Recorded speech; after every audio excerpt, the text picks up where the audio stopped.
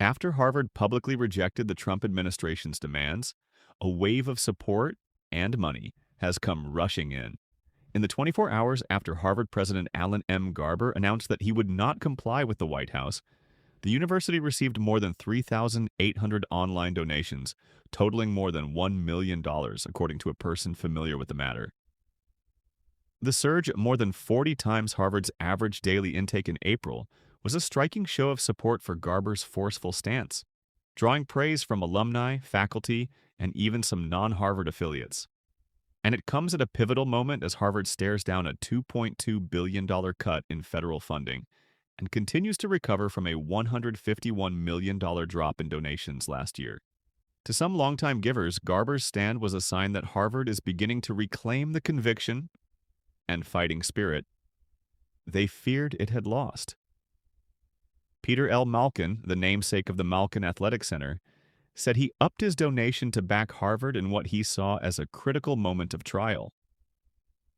"It's a time of special need, and I have faith in the current leadership," he said. "I'm not talking about the corporation, I'm talking about the president and the provost." Michael T. Kerr, the former co-chair of the Harvard College Fund Executive Committee, said the outpouring of support from alumni signaled it was a critical point in time for fundraising efforts. "We're back on track, and at long last we can reconnect and start to make the lockdown commitments," he said. Following Hamas's October 7, 2023 attack on Israel, some of Harvard's biggest donors paused their donations in high-profile statements, citing what they called an institutional failure to address campus anti-Semitism.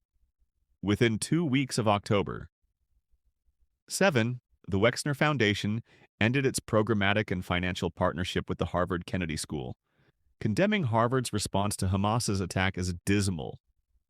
Hedge fund manager Kenneth C. Griffin, who previously donated $300 million to the Faculty of Arts and Sciences, announced in January 2024 that he would pause donations to Harvard over its handling of anti-Semitism on campus. So far, none of the high-profile donors who fled Harvard last year have indicated that they plan to resume their donations in light of Garber's stand. But the reaction to Monday's announcement indicates that the tide of donor opinion may have turned. Harvard administrators have wasted no time in turning the support into an opportunity to woo donors and alumni who have become disillusioned with Harvard's handling of campus protests and anti-Semitism. Just 3 hours after Garber indicated he would defy the White House's demands on Monday, Faculty of Arts and Sciences Dean Hopi E. Hoekstra wrote to top Harvard College donors seeking their support. "This is a critical time for Harvard, specifically, and for higher education. More generally," she wrote in an email obtained by the Crimson. Hoekstra offered in the email to individually meet with members of the Harvard College Executive Fund Committee, a group of top donors, to discuss your perspective on the road forward for the FAS. Faculty have also encouraged alumni to give to Harvard as it braces for an escalating face-off with Washington. University professor emeritus Lawrence H. Tribe said that he has seen overwhelming support from alumni to up their donations to Harvard in the wake of the $2.2 billion federal funding cut. "I'm getting a huge response from people, not only alumni and not only former students of mine, of whom there are thousands, but also from people who never had a thought about Harvard that was positive in their lives," he said.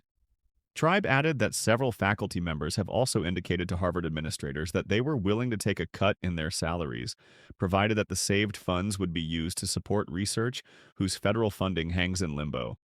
There are also a number of professors who are considering the possibility of voluntarily accepting a reduction in a salary on the understanding that if the amount that they decide to forego is contributed to research programs that are under pressure as a result of federal cutbacks, he said.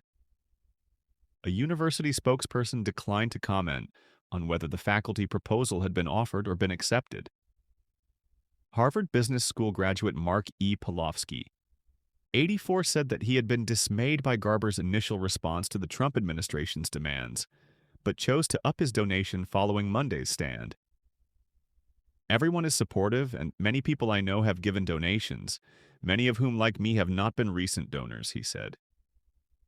Pavlovsky, like Malkin, said that they had donated to a university-wide unrestricted fund managed by the Office of the President to give Harvard administrators as much bandwidth as possible to invest as they see fit. We're mostly symbolically giving him money that he can use at his discretion, perhaps, to offset some of the cuts that might be coming from the federal government, he said.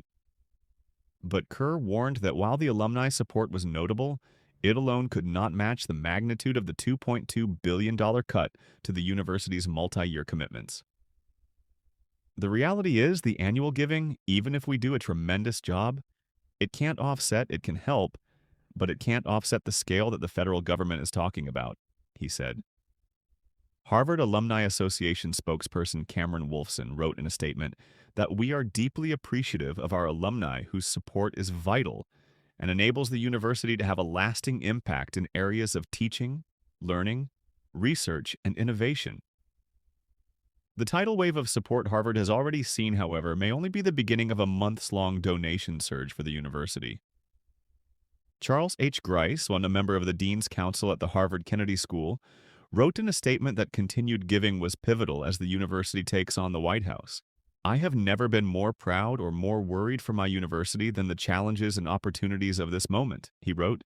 Eve J. Higginbotham, a former member of the Harvard Board of Overseers, the university's second highest governing body, said that while she has not increased her gifts yet, Garber's response had inspired her to up her givings in the future. I'm just very proud as an alum, and I think this is the right decision and the right path, Higginbotham said. I believe that Harvard will lead others along with them in this path,